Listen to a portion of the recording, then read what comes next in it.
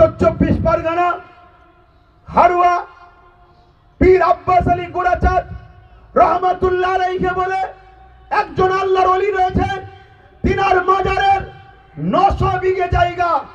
একটু সারা দেবেন, কত বিঘে? 900 বিঘে জায়গা।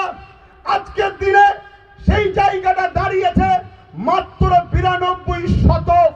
900 বিঘে থেকে দাঁড়িয়ে আছে বর্তমান কত? 92 শতক।